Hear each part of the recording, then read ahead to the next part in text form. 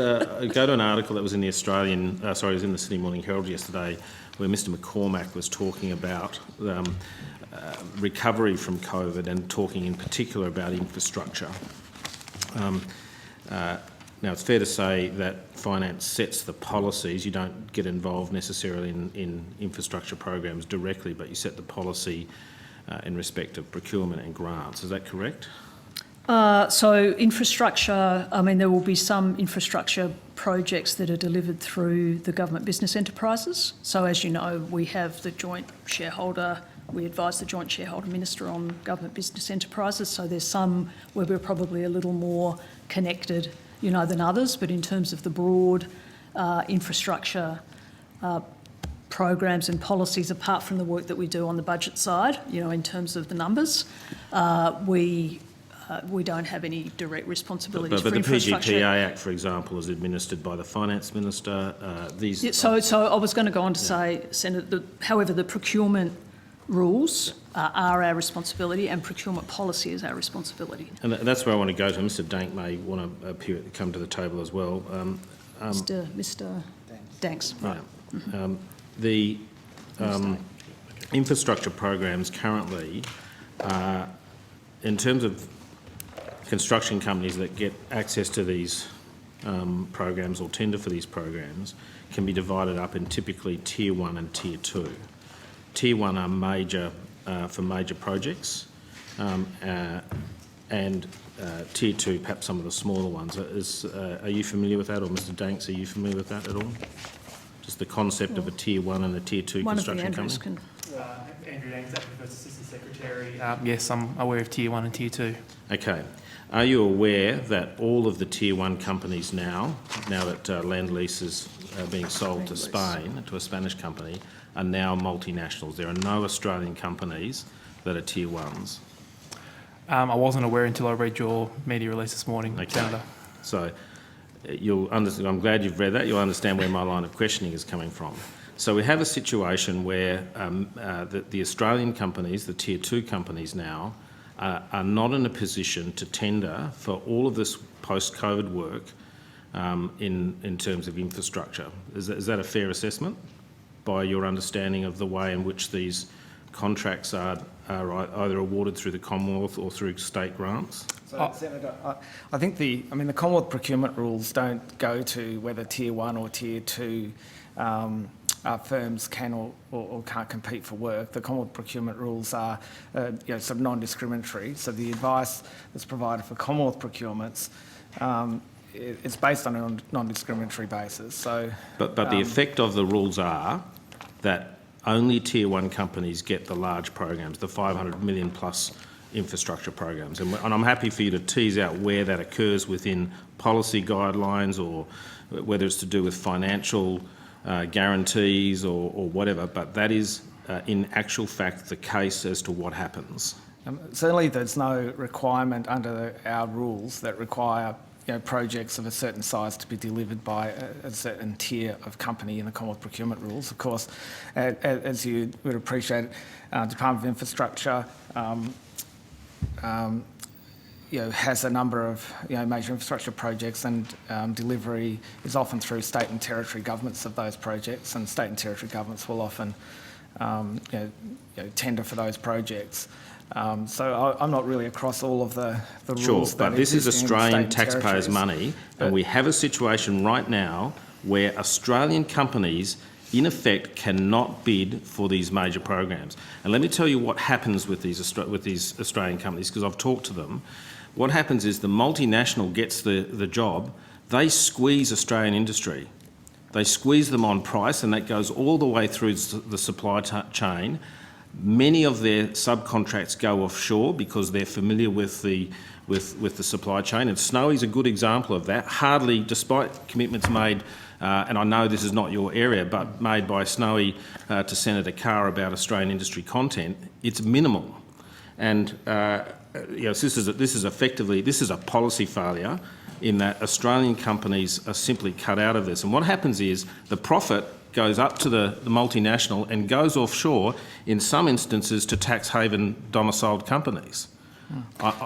This is absolutely shocking policy If I were looking in Spain, for example, I'd be congratulating them because they do all their work in Spain and they do, and then they come to Australia and there's quite a number of Spanish companies that pick up all our infrastructure jobs. Yeah. So this has to be talked about. We need to find a policy solution that lets Australian companies get in and be the primes in these particular companies so they're not discriminated against. I mean, we're very happy to look into the issues that you're raising.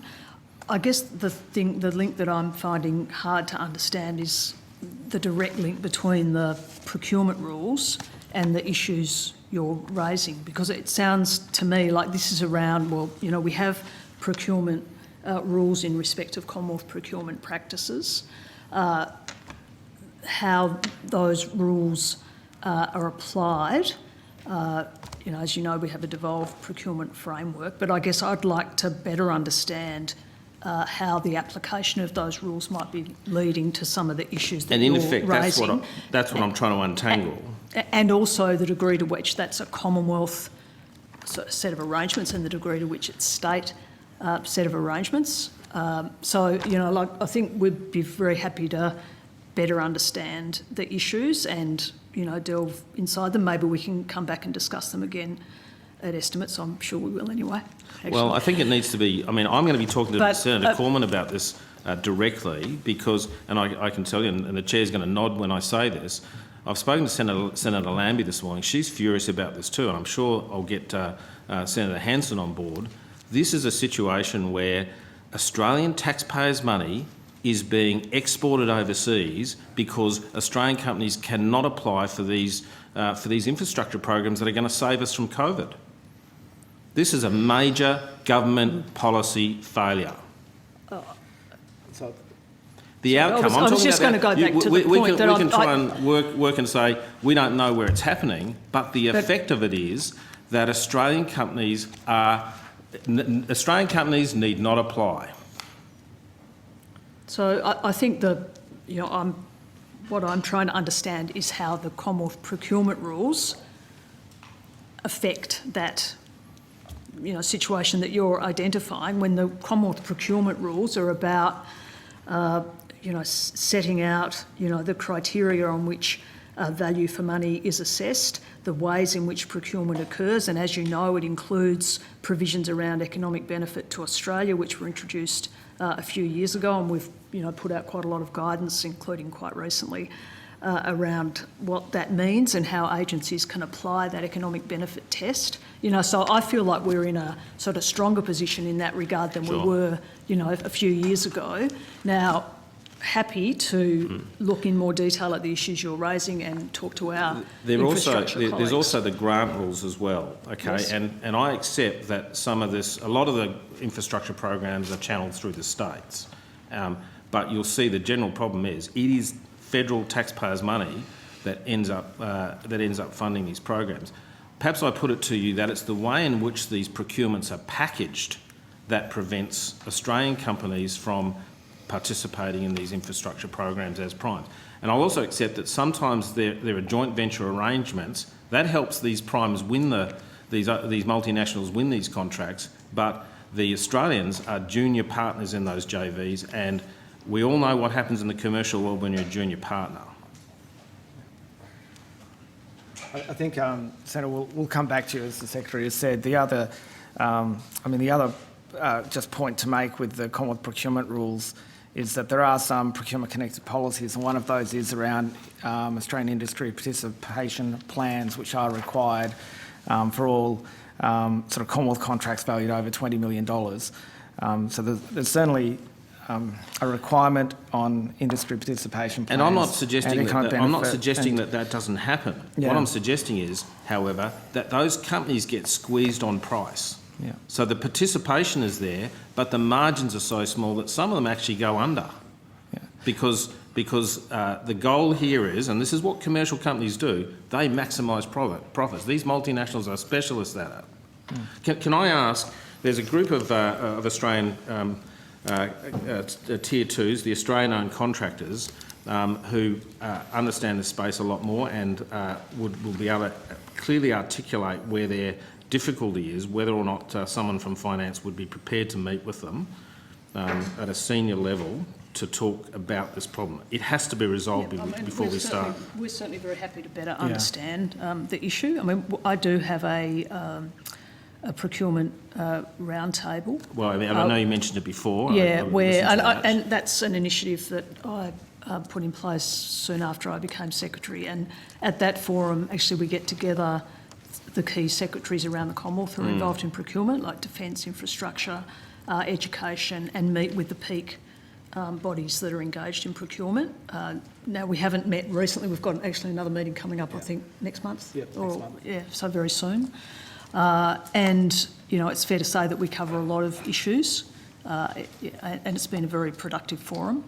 But, you know, if there's, you know, we're certainly very happy to meet with people in this space to better understand the issues, and we can then maybe engage through the procurement roundtable on those issues. Yeah, I suspect there needs to be some urgency about this because this is a COVID solution. This is a way of bringing us out, and we'll end up in a situation where we are with shipbuilding, where the contracts have been signed, and the Economics Committee drew this out in a hearing a couple of weeks ago. The contracts have all been signed without dealing with this Australian industry aspect, and actually the opportunity is lost.